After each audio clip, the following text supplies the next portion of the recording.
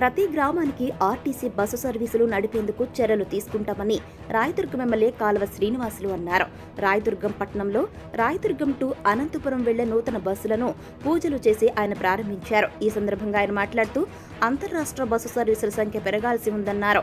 రాయదుర్గానికి ఆనుకుని ఉన్న బళ్ళారికి వెళ్లేటటువంటి 6 సర్వీసు బస్సులు ఉన్నాయన్నారు. అదనంగా 2 సర్వీస్ బస్సులకు శ్రీకారం చుట్టేందుకు గాను కేఎస్ఆర్టీసీ అధికారులతో మాట్లాడతామన్నారు.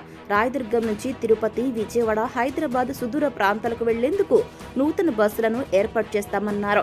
ట్రాన్స్ఫర్ మినిస్టర్ దృష్టికి తీసుకెళ్లి మరో 4 బస్సులు అదనంగా రాయదుర్గానికి తీసుకువచ్చి ప్రయాణికులకు మెరుగైన సౌకర్యాలు మెరుగుపరుస్తామన్నారు.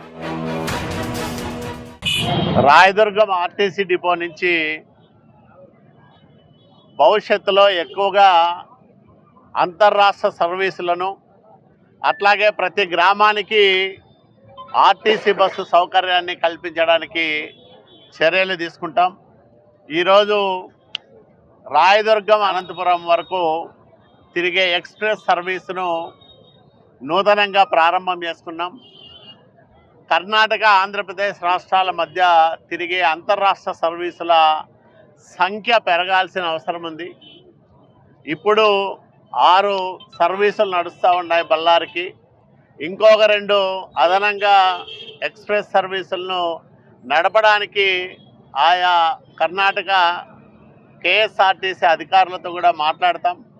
మన ఆర్ఎం గారు తర్వాత అక్కడ ఉండే ఆఫీసర్లు మాట్లాడుకొని వాటిపైన కూడా ఒప్పందాలు చేసుకుంటే ఎక్కువ బస్సులను మనం బళ్ళారికి, ఇటు బెంగళూరుకి తిప్పేదానికి అవకాశం ఉంటుంది.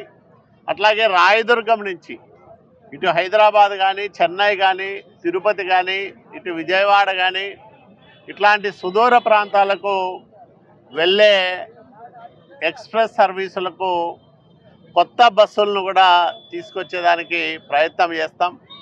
దీనిపైన ఆర్ఎం గారికి చెప్పాం, తర్వాత ట్రాన్స్పోర్ట్ మినిస్టర్ దృష్టికి కూడా తీసుకెళ్ళాం. త్వరలోనే మరో 4 కొత్త బస్సులు రాయదుర్గం డిపోకు తీసుకొచ్చి ప్రయాణికుల సౌకర్యాలు మెరుగుపరిచేదానికి తప్పకుండా ప్రయత్నం చేస్తామని మనవి చేస్తాం.